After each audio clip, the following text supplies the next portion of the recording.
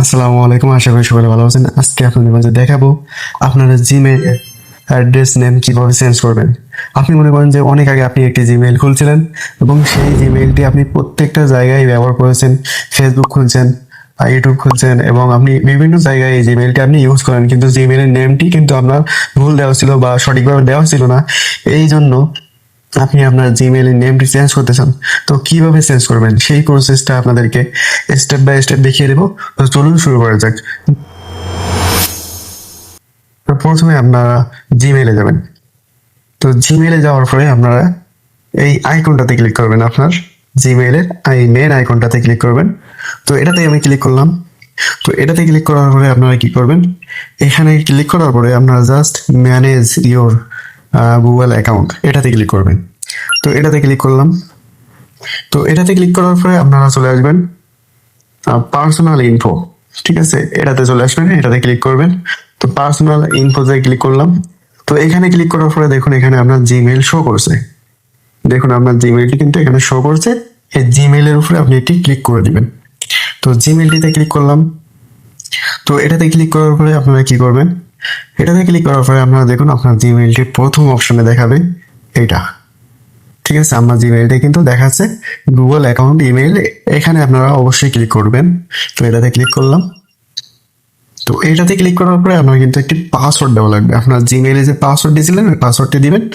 দেওয়ার পরে কিন্তু আপনার পরবর্তী স্টেপে চলে নিয়ে যাবে। ঠিক আছে, তো এখানে যাওয়ার পরে দেখুন আমাদের অলরেডি অপশন চলে আসছে চেঞ্জ গুগল অ্যাকাউন্ট ইমেইল। তো এখানে আপনারা চেঞ্জ করবেন। তো চেঞ্জে ক্লিক করলাম। তো এটাতে ক্লিক করার পরে দেখুন এখানে নিচে একটি বক্স দিয়ে দিয়েছে ইউজার নেম। ঠিক আছে, ইউজার নেম @gmail.com। এখানে আপনার একটি ইউজার নেম দিবেন, আপনার মন মতো একটি ইউজার নেম দিয়ে দিবেন। যে আপনি কোন নামটি দিতে চাচ্ছেন সেটা এখানে অবশ্যই আপনারা বসিয়ে দিবেন। তো আমি একটি ইউজার নেম দিয়ে দিই। তো ফ্রিল্যান্সার, আমি একটি আমার মন মতো একটি নাম দিয়ে দিচ্ছি। ঠিক আছে, তো তো দেওয়ার পরে চেঞ্জে ক্লিক করবেন। আমি একটুখানি কারেকশন। তো এটা দেওয়ার পরে আপনারা চেঞ্জ ইমেইলে ক্লিক করবেন। তো এটাতে ক্লিক করার পরে দেখুন আরেকটি অপশন চলে আসবে। এই যে এখানে শো করছে যে আপনার ইমেইল কারেক্ট এবং নিউ জিমেইল। আগে যেটা ছিল ওইটা শো করবে কারেন্ট, এবং দেন নিউ জিমেইল যেটা দিচ্ছেন ওই ইউজার নেমটি এখানে শো করবে।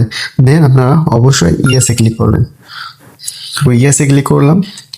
এটাতে ক্লিক করার পরে আপনারা আমাদের জিমেইলটি কিন্তু অলরেডি চেঞ্জ হয়ে গেল। ঠিক আছে, তো এখানে চেঞ্জ করার পরে দেখুন আপনার অল্টারনেটিভ যে জিমেইলটা ছিল সেটা কিন্তু অলরেডি শো করছে। মানে আপনি যে জিমেইলটা অলরেডি দিয়ে রাখছিলেন সেটা কিন্তু এখানে শো করবে। সরি, তো আমি একটু রিলোড দিয়ে দেখি। দেখুন আমার জিমেইলটি কিন্তু চেঞ্জ হয়ে গেছে।